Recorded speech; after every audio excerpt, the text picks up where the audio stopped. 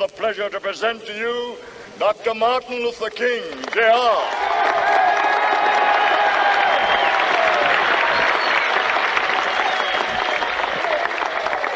I am happy to join with you today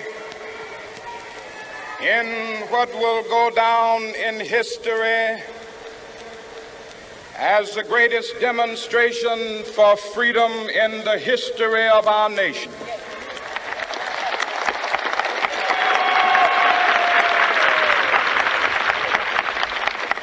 Five score years ago, a great American in whose symbolic shadow we stand today signed the Emancipation Proclamation.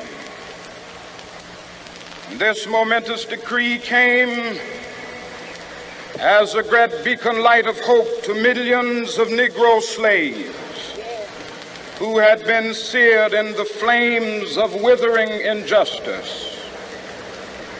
It came as a joyous daybreak to end the long night of their captivity. But 100 years later, the Negro still is not free. 100 years later, the life of the Negro is still sadly crippled by the manacles of segregation and the chains of discrimination. 100 years later, the Negro lives on a lonely island of poverty. I have a dream that one day this nation will rise up and live out the true meaning of its creed. We hold these truths to be self-evident, that all men are created equal.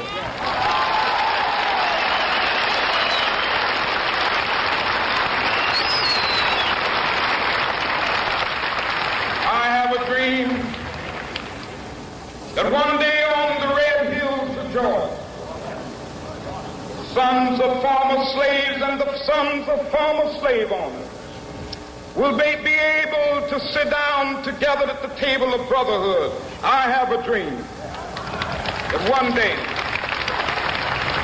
even the state of Mississippi, a state sweltering with the heat of injustice, sweltering with the heat of oppression, will be transformed into an oasis of freedom and justice. I have a dream. My poor little children will one day live in a nation where they will not be judged by the color of their skin, but by the content of their character. I have a dream today.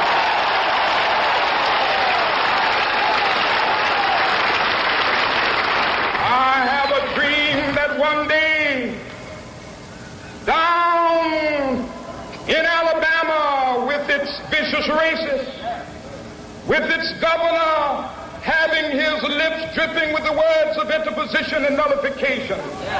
One day right there in Alabama, little black boys and black girls will be able to join hands with little white boys and white girls as sisters and brothers. I have a dream today.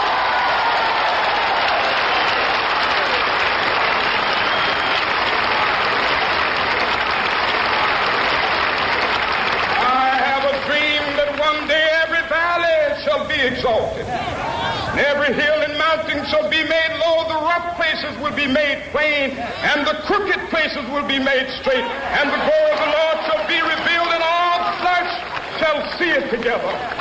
This is our hope. This is the faith that I go back to the South with. With this faith, we will be able to hew out of the mountain of despair a stone of hope. With this faith, we will be able to transform the jangling discords of our nation into a beautiful symphony of brotherhood. With this faith, we will be able to work together, to pray together, to struggle together, to go to jail together, to stand up for freedom together, knowing that we will be free one day. This will be the day This will be the day when all of God's children will be able to sing with new meaning, my country, tears of thee. Sweet land of liberty, of thee I sing. Land where my fathers died, land of the pilgrim's pride. From every mountainside, let freedom ring. And if America is to be a great nation, this must become true. And so let freedom ring. From the prodigious hilltops of New Hampshire, let freedom ring. From the mighty mountains of New York, let freedom ring. From the heightening Alleghenies of Pennsylvania, let freedom ring. From the snow-capped Rockies of Colorado, let freedom ring. From the curvaceous slopes of California. But not only that, let freedom ring from Stone Mountain of Georgia.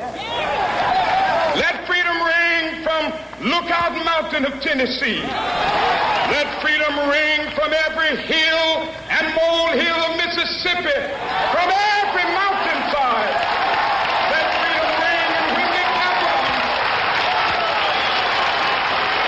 when we allow freedom ring, when we let it ring from every village and every hamlet, from every state and every city, we will be able to speed up that day when all of God's children, black men and white men, Jews and Gentiles, Protestants and Catholics, will be able to join hands and sing in the words of the old Negro spiritual, free at last, thank God.